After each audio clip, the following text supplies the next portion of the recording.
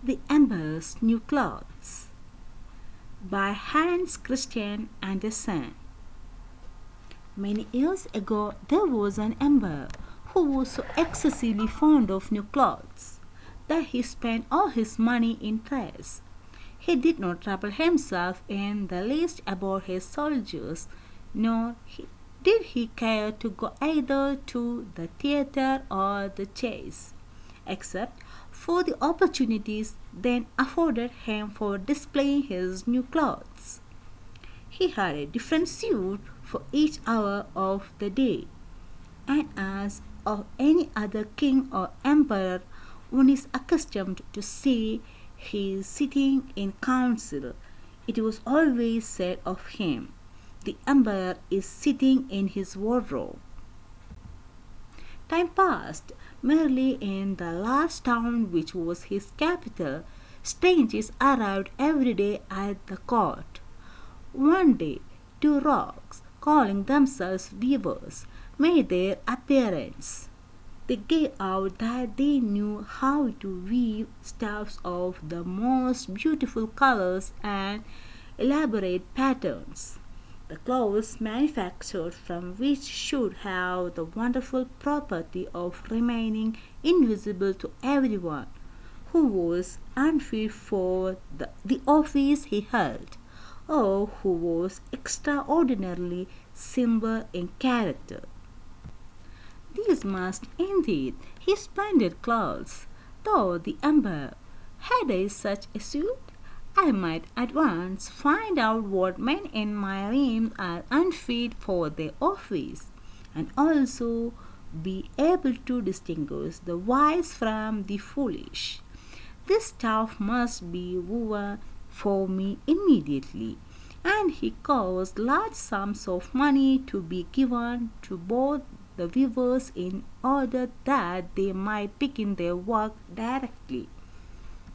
So the two pretended weavers set up two looms and affected to work very busily, though in reality they did nothing at all. They asked for the most delicate silk and the purest gold thread, put both into their own knapsacks, and then continued their pretended work at the empty looms until late at night. I should like to know how the weavers are getting on with my cloth, said the emperor to himself. After some little time had elapsed, he was, however, rather embarrassed when he remembered that a simpleton or one unfit for his office would be unable to see the manufacture. To be sure, he thought he had nothing to risk in his own person, but yet he would prefer sending somebody else to bring him intelligence about the weavers and their work before he troubled himself in the affair. All the people throughout the city had heard of the wonderful property that cloth was to possess, and all were anxious to learn how wise or how ignorant their neighbors might prove to be. I will send my faithful old minister to the weavers, said the emperor at last. After some deliberation, he will be best able to see how the cloth looks, for he is a man of sense, and no one can be more suitable for his office than he is. So the faithful old minister went into the hall where the knaves were working with all their might at their empty looms. What can be the meaning of this? Thought the old man, opening his eyes very wide. I cannot discover the least bit of thread on the looms. However, he did not express his thoughts aloud. The impostors requested him very courteously to be good as to come near their looms, and then asked him whether the design pleased him and whether the colors were not very beautiful, at the same time pointing to the empty frames. The poor old minister looked and looked. He could not discover anything on the looms. For a very good reason, there was nothing there. What? Thought he again. Is it possible that I am a simpleton? I have never thought so myself, and no, I must know it now if I am so. Can it be that I am unfit for my office? No, that must not be said either. I will never confess that I could not see the stuff. Well, Sir Minister, said Arnulf the Knave, still pretending to work. You do not say whether the stuff pleases you? Oh, it is excellent, replied the old minister, looking at the loom through his spectacles. This pattern and the colors, yes, I will tell the emperor without delay.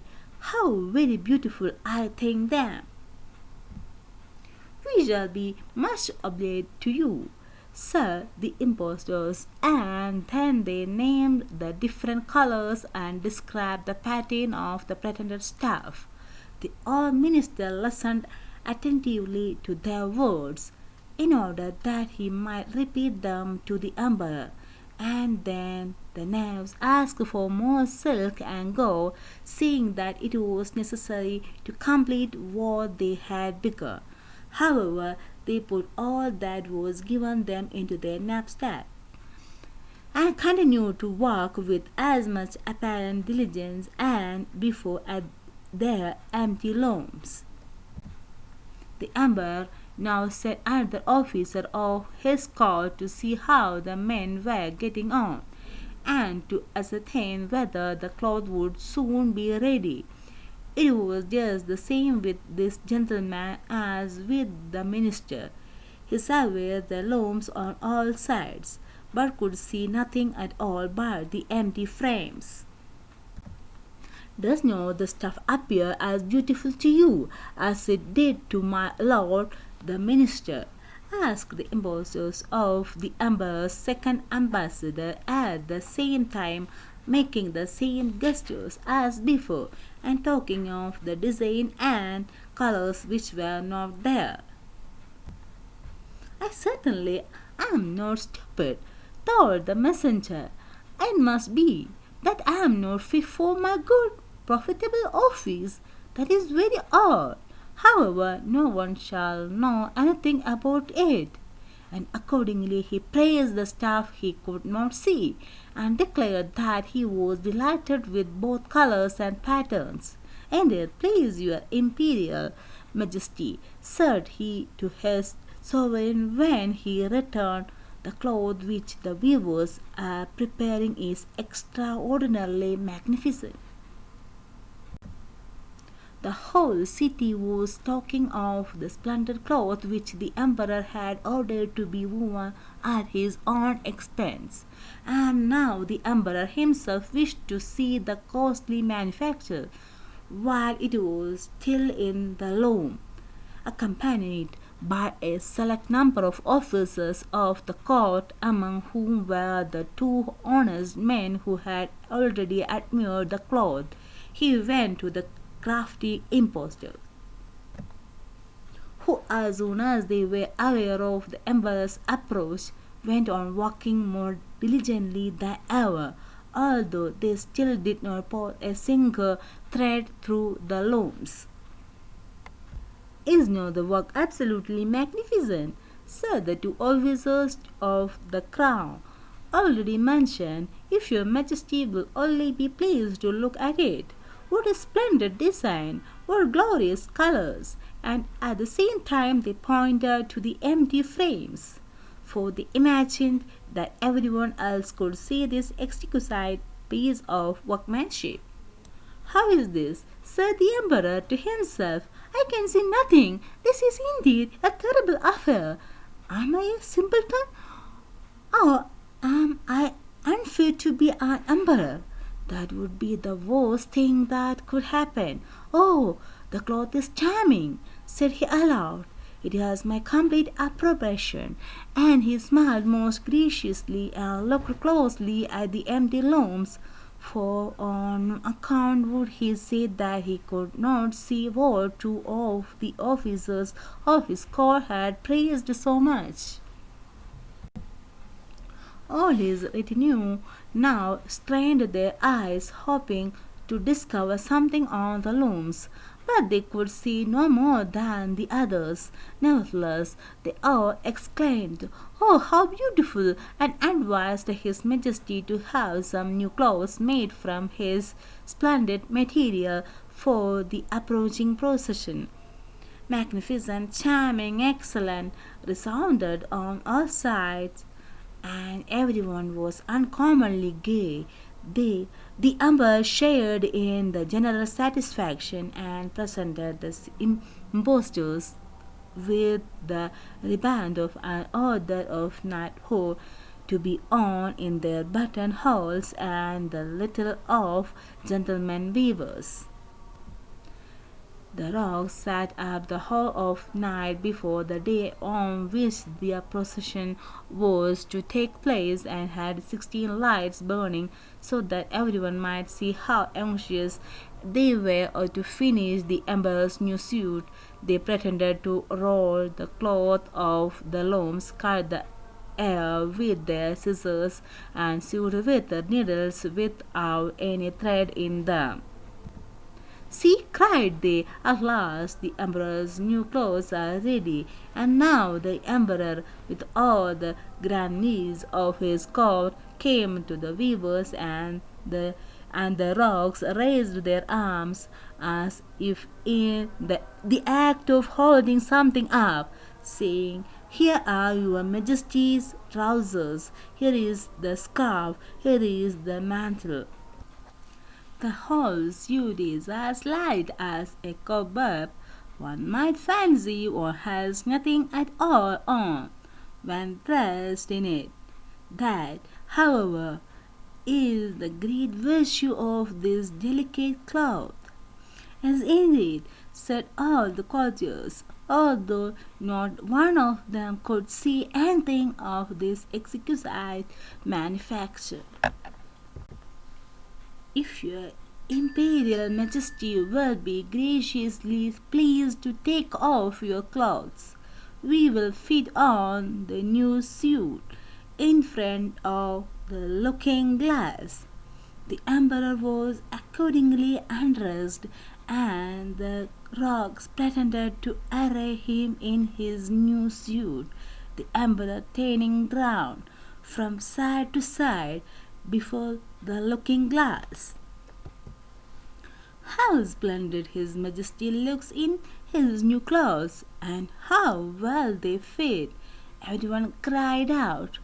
"What a design! What colors! These are indeed royal robes. The canopy which is to be borne over your Majesty in the procession is waiting," announced the chief master of the ceremonies. "I am quite ready," answered the Emperor. "Do my new clothes fit well?" asked he, turning himself round again before the looking glass, in order that he might appear to be examining his handsome suit. The lords of the bedchamber, who were to carry His Majesty's train, fell about on the ground, as if they were lifting up the ends of the mantle, and pretended to be carrying something, for they would by no means betray anything like simplicity of unfitness for their office. So now the Emperor walked under his high canopy in the midst of the procession through the streets of his capital, and all the people standing by and those at the windows cried out, "Oh, how beautiful are our Emperor's new clothes! What a magnificent train there is to the mantle, and how gracefully the scarf hangs!" In short, no one allowed that he could not see these much admired clothes,